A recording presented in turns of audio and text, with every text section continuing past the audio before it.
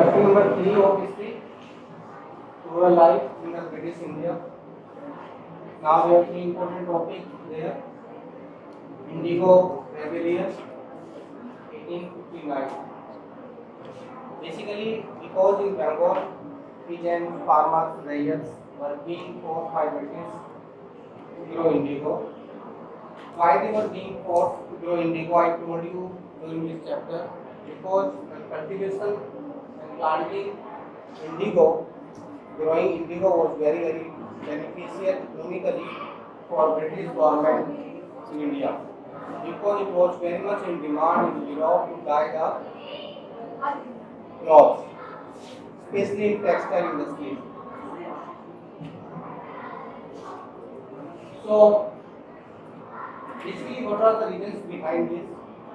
Number one, because railways were being forced, they were not willingly growing indigo in their fields. They want to grow food crops for their survival, but they were not allowed for that.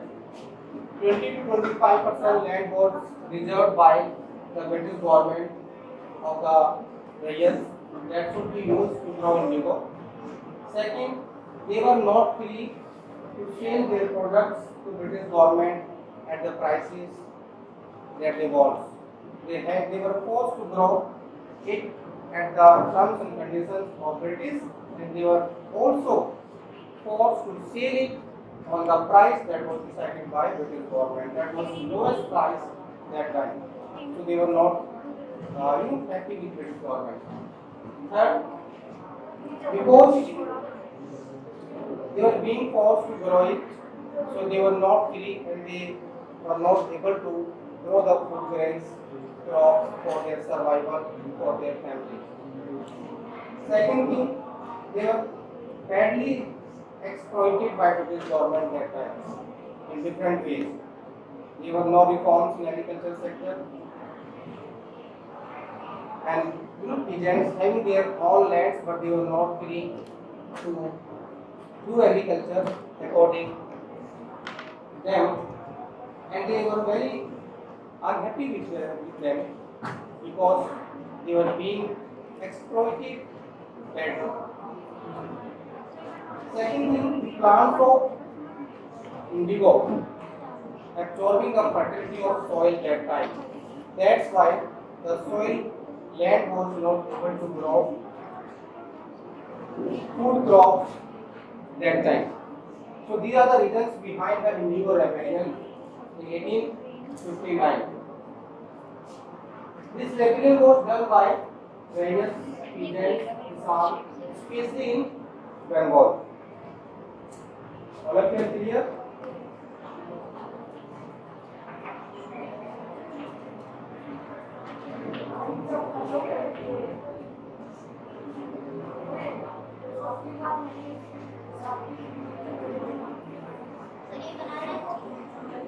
Roughly you can draw it.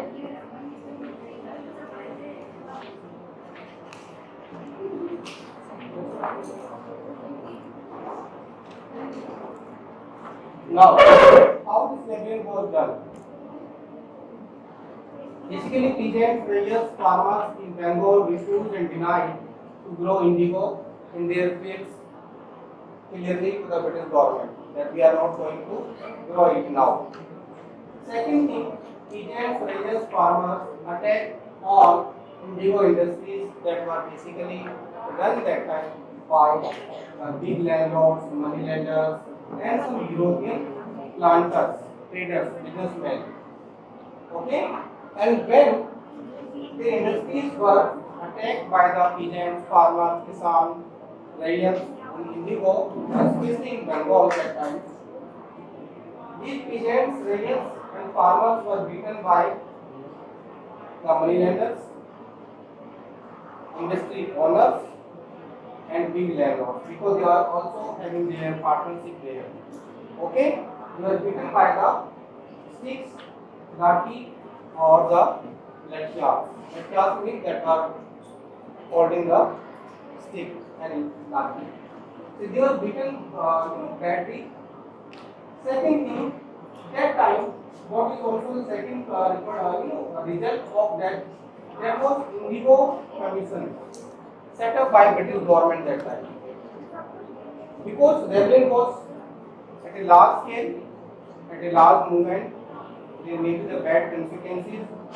Definitely, that's why British government was afraid that time, and they decided that an Indigo Commission should be set up and should take the consideration on the reports and recommendations of Indigo Commission that time.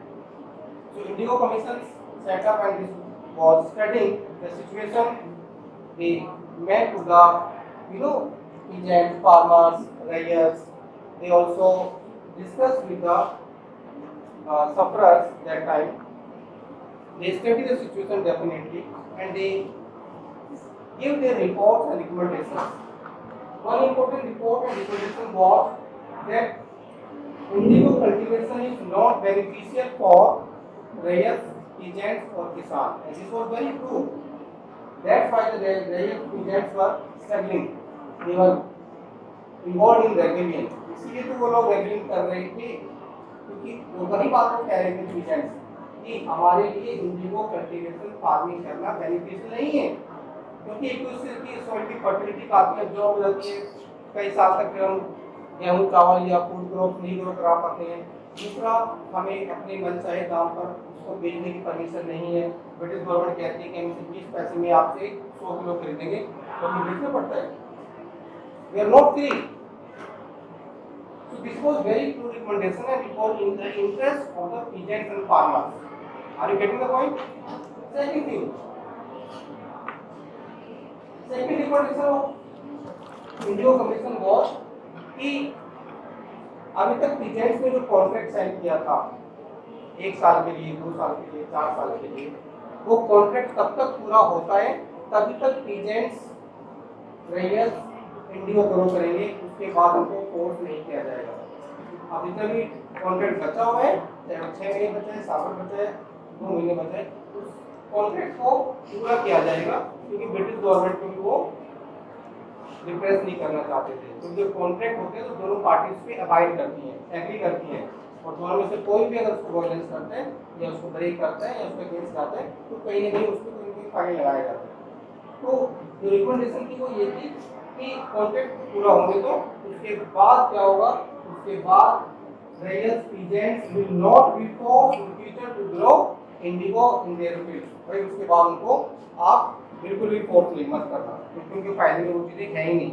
उनके नुकसान नहीं किए जा रही है so this was very important recommendation that time and that was in the interest of peasant rares और किसान okay second उन्होंने ये भी रिकमेंड किया कि in this process cultivation of indigo रेयर्स peasants are being exploited very badly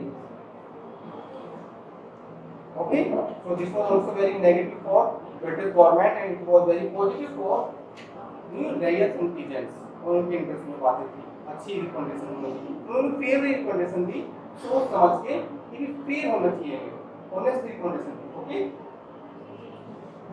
now second important thing after this Indigo commission उन्होंने recommendation दी कि भाई बंगाल में अब ये प्रोसेस ये प्रैक्टिस ये कल्टीवेशन ऑफ इंडिगो बंद कर देनी चाहिए और उसके बाद बंगाल में इंडिगो प्लांटिंग बंद कर दी गई